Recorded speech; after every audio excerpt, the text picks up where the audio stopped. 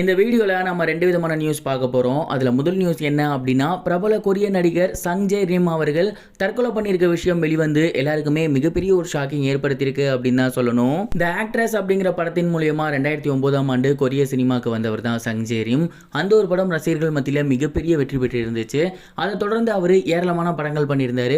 குறிப்பாக சொல்லணும் அப்படின்னா த ப்ரொஃபசர், சஸ்பெக்ட் அப்படி மட்டும் இல்லாமல் லீனல் 3D அப்படின்னு ஏகப்பட்ட படங்கள் இவர் பண்ணியிருக்காரு.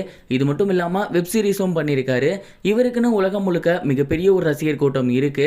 39 வயதான சங் ஜே ரிம் அவர்கள் ஏகப்பட்ட படங்கள் நடிச்சு ஏகப்பட்ட சொத்துக்கள் வச்சு ரொம்பவே நல்லபடியாக தான் வாழ்ந்து வந்துட்டு இருந்தாரு. இந்த ஒரு நிலையில கடந்த செவ்வாய்க்கிழமை சங் ஜே ரிம் அவர்கள் அவரோட வீட்டில் தற்கொலை பண்ணி இருந்திருக்காரு. இந்த ஒரு நியூஸ் வெளிவந்து ரசிகர்களுக்கு மிகப்பெரிய ஒரு ஷாக்கிங் ஏற்படுத்தியிருக்கு.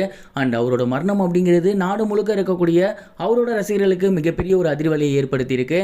ஒரு நல்ல நடிகர், நல்ல குடும்பத்தார், இப்படிப்பட்ட சூழல்ல அவர் ஏன் தற்கொலை பண்ணிக்கணும்? அவருக்கு ஏதாவது ப்ரெஷர் இருந்துச்சா, இல்லை வேற எதுவும் அவர் தப்பு பண்ணியிருந்தாரா அப்படிங்கிற கோணத்தில் போலீஸ் விசாரிச்சிருக்காங்க.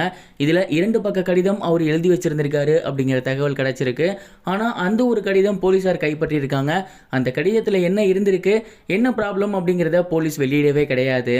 இந்த ஒரு விஷயம் தான் ரசிகர்களுக்கு மிகப்பெரிய ஒரு அதிர்ச்சியை ஏற்படுத்தியிருக்கு. சங் ஜே ரிம் அவர்கள் இந்த ஒரு சின்ன வயசுல இறந்து போயிருக்காரு. 2 பக்க கடிதம் எழுதியிருந்திருக்காரு அப்படின்னா கண்டிப்பாக அவர் ஏதோ ஃப்ரஸ்ட்ரேஷனில் இருந்திருக்காரு. அப்படின்னா வேற யாராவது அவருக்கு ப்ரெஷர் கொடுத்துருப்பாங்க. அந்த ஒரு கடிதத்தில் என்ன இருந்திருக்கு, சங் ஜே ரிம் அவர்கள் எதனால் இறந்து போயிருக்காரு அப்படிங்கிற கேள்வியை தொடர்ந்து அவரோட ரசிகர்கள் எழுப்பி வந்துட்டு இருக்காங்க. ஆனால் காவல்துறை சார்பில் இருந்து இப்போ வரைக்கும் எந்த ஒரு பதிலும் வர கிடையாது. அண்ட் இந்த ஒரு நியூஸ் அப்படிங்கிறது இப்போ கொரிய பீப்புள்ஸ்க்கும் சரி, உலக சினிமா ரசிகர்களுக்கும் சரி மிகப்பெரிய ஒரு ஷாக்கிங் ஏற்படுத்தியிருக்கு. இந்த ஒரு நியூஸை பற்றி நீங்கள் என்ன நினைக்கிறீங்க, உங்களோட தாட் என்ன அப்படிங்கிறத மறக்காம கமெண்ட் பாக்ஸில் ஷேர் பண்ணுங்க. இது ஒரு புறம் இருக்க, அகில உலக சூப்பர் ஸ்டார் சிவா அவர்கள் சமீபத்தில் சூதுகவும் படத்தோட ப்ரொமோஷனுக்கு வந்திருந்தார். நலன் குமாரசாமி அவர்களோட இயக்கத்தில் விஜய் சேதுபதி நடிப்பில் வந்திருந்த படம் தான் சூதுகவும். இந்த ஒரு படம் அன்றைய தேதியில் மிகப்பெரிய வெற்றி பெற்றிருந்துச்சு. தொடர்ந்து அந்த படத்தோட 2வது பாகம் சூதுகவும் 2 நாடும் நாட்டு மக்களும் அப்படின்னு எடுத்திருக்காங்க. இந்த படத்தோட ரிலீஸ் வந்து டிசம்பர் 13ஆம் தேதி. அதற்கான ப்ரொமோஷனில் டீம் இறங்கியிருக்காங்க. அப்படி ப்ரொமோஷனில் இறங்கும் போது சிவா கிட்ட சூப்பர் ஸ்டார் பட்டம் அப்படிங்கிறது இப்போ மிகப்பெரிய வைரலாக போய்கிட்டு இருக்கு. நிறைய பேர் அந்த பட்டத்துக்காக சண்டை போட்டுட்டு இருக்காங்க. உங்களோட பட்டம் அகில உலக சூப்பர் ஸ்டார், இதை பற்றி நீங்கள் என்ன நினைக்கிறீங்க அப்படின்னு கேட்கும் போது, சூப்பர் ஸ்டார் பட்டம் அப்படிங்கிறது தமிழ்நாட்டுக்கும் இந்தியாவுக்கும் மட்டும்தான். ஆனால் அகில உலக சூப்பர் ஸ்டார் அப்படிங்கிறது ஒட்டுமொத்த வேர்ல்டுக்கும் சரி, யூனிவர்ஸ்க்கும் சரி, ஏன் பிளாக் ஹோல் வரைக்குமே அகில உலகம் அப்படிங்கிறது இருக்கு. ஸோ இந்த ஒரு டைட்டில் அப்படிங்கிறது என்னை தாண்டி வேற யாரும் வாங்கிக்க மாட்டாங்க அப்படின்னு நினைக்கிறேன்.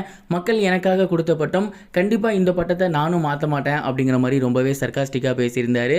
சூதுகவும் 2 படத்தோட ரிலீஸ் அப்படிங்கிறது மிகப்பெரிய அளவில் எதிர்பார்ப்பு கிடையாது. நீங்கள் அந்த படத்துக்கு எதிர்பார்க்குறீங்களா? அந்த படம் நல்லா இருக்கும்னு நினைக்கிறீங்களா? கமெண்ட் பாக்ஸில் ஷேர் பண்ணுங்க. இது வரைக்கும் கனெக்டிங் டிவிக்கு சப்ஸ்கிரைப் பண்ணனா மறக்காம சப்ஸ்கிரைப் பண்ணிக்கங்க. உடனடி அப்டேட்ஸ் பெறுவதற்கு நோட்டிஃபிகேஷன் பெல்லையும் கிளிக் பண்ணிக்கங்க.